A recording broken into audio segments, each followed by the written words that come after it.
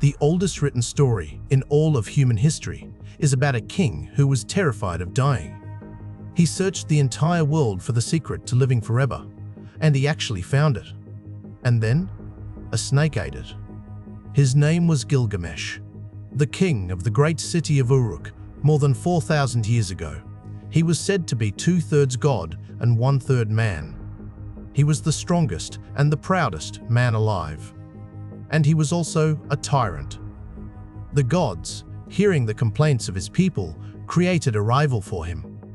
A wild man raised by the animals as strong as Gilgamesh himself.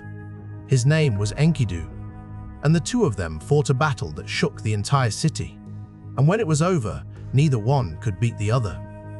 And so, instead, they became friends, the closest friends the world had ever known.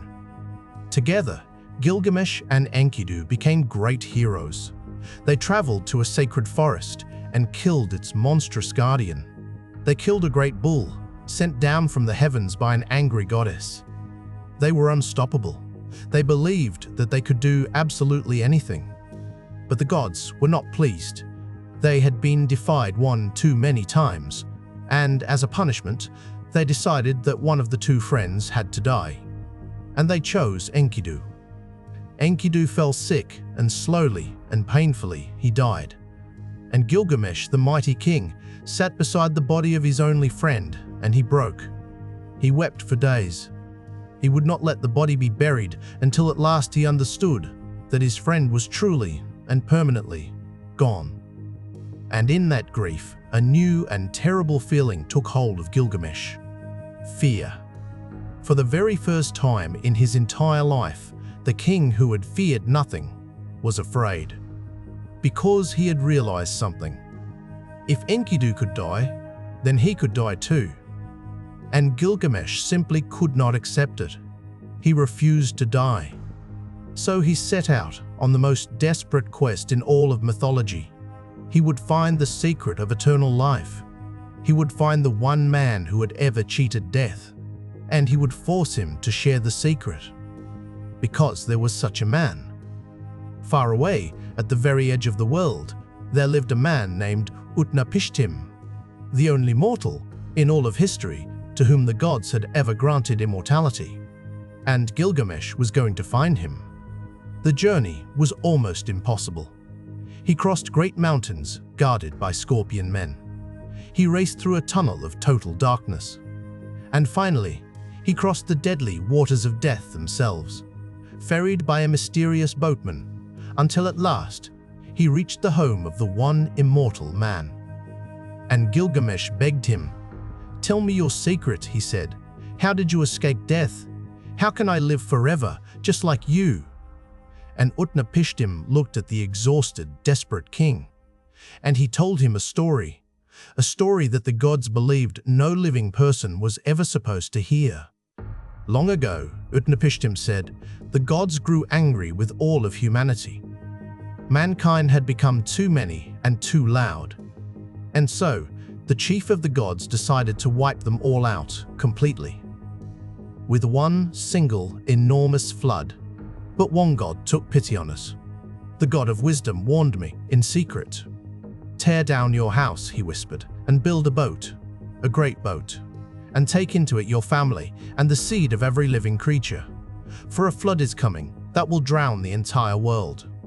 And so I obeyed, Utnapishtim said. I built an enormous boat and I sealed it with tar, and I brought my family and all the animals inside of it. And then the storm came, and it was so terrible that even the gods themselves grew frightened of what they had unleashed.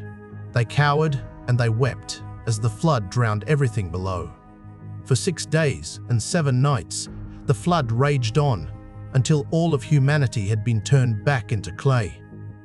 And then, at last, it stopped. And my boat came to rest on the very top of a mountain, rising up out of the endless water. And to find dry land, I released a dove, and it came back. I released a swallow, and it too came back. And then I released a raven, and the raven did not return. It had found land, and so I knew that it was finally over. And if this story is starting to sound familiar to you, it should. Because this flood, and this boat, and this man saving the animals, and these birds sent out to find dry land, was written down on clay tablets more than 1,000 years before the story of Noah and his ark was ever told. And as a reward for surviving, Utnapishtim said, "The gods granted me and my wife eternal life." But that, he told Gilgamesh, was a one-time gift. The gods will never gather together again just for you.